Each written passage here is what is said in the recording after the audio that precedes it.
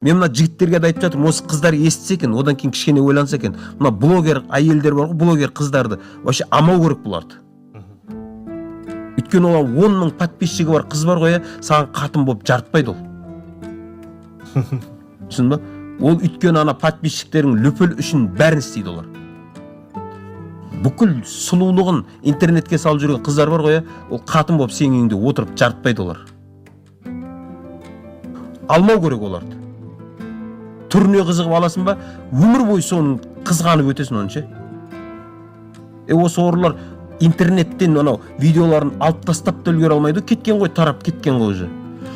Мейлі хиджаб киіп алған болса да, сұлулығын көрсетіп тұр ма? Бол. Неге шығады ол? Кейбіреулері шығып жаңағы өзінше ақыл айтып жүргендер бар. Әйел адам интернетке шығып, жеке өзінің бір каналы болса ше, тек әйелдермен дәріс өтсе ол басқада